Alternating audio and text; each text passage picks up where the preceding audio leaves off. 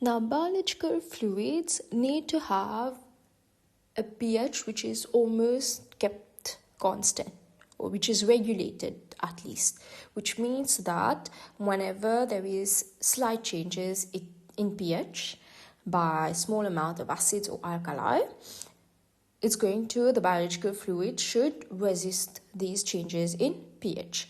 So biological fluids usually consist of a buffer system, and a buffer consists of a weak acid and its conjugate base, or a weak base and its conjugate acid.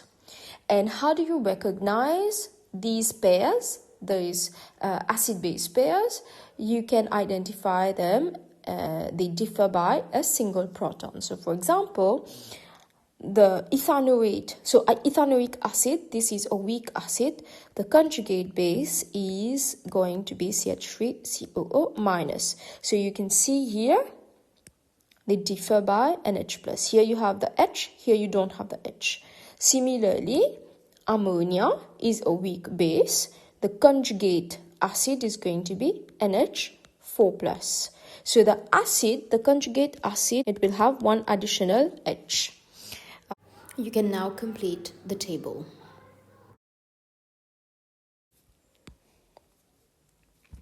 Now this is a very important equation. It's found in the data booklet. The Henderson-Hasselbalch equation. This allows you to calculate the pH of a buffer solution when the concentration of the conjugate acid and base are known. So this is found in section 1 of the data booklet. So pH, this is pH of buffer.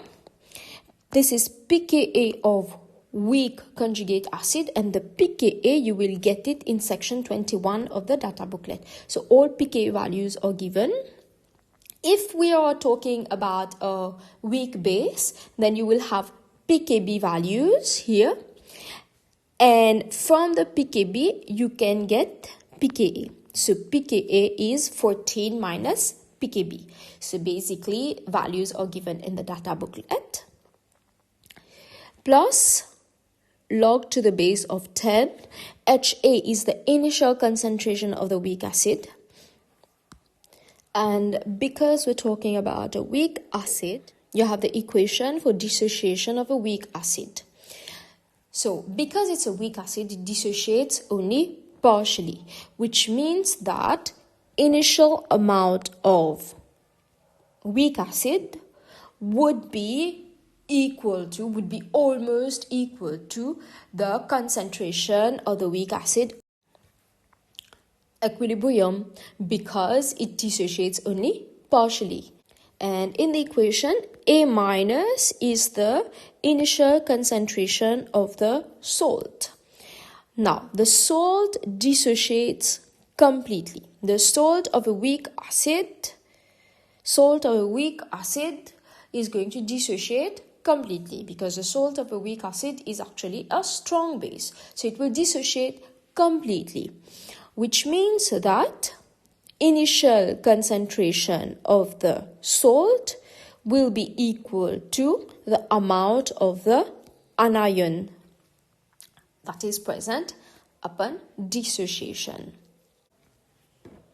So let's try to apply the equation here.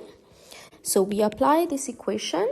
So 4 point here pKa. If we look in the data booklet, pKa of ethanoic acid, you can see here 4.76. So 4.76 plus log to the base of 10. Concentration of the salt, this is a mistake, so 3.6 times 10 to the power of minus 3. So here, this is concentration of the weak acid, 2.5 times 10 to the power of minus 3.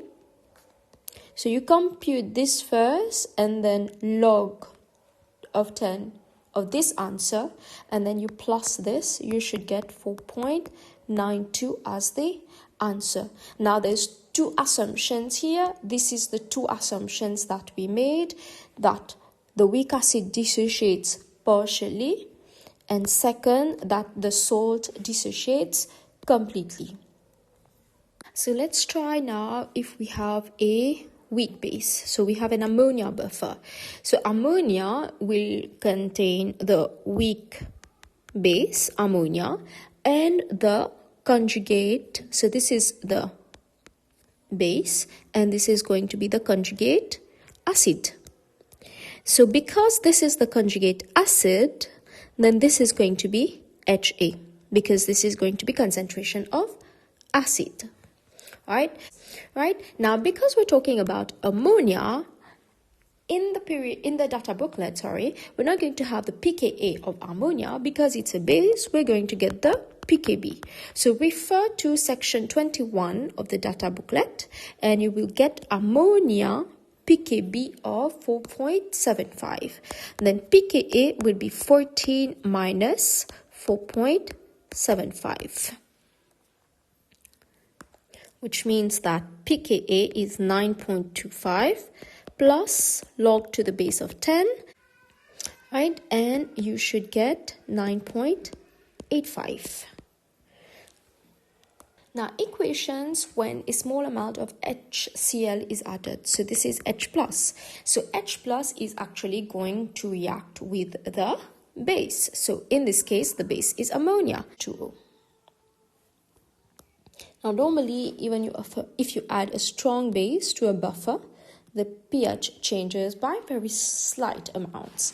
So, buffer pH range, the ability for buffers to resist pH changes is limited.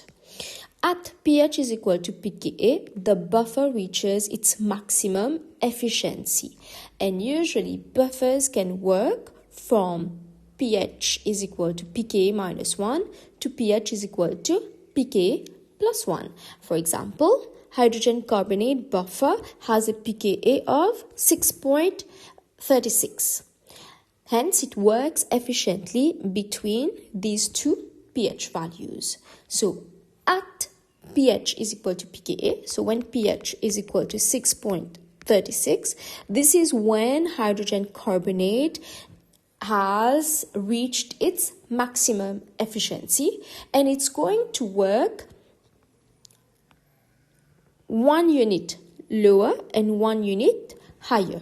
So it's going to be efficient between pH is equal to 5.36 and pH is equal to 7.36. And beyond this range, so if it's too low or too high, beyond its range, the buffer is not going to be able to maintain a constant pH. So it works within a range.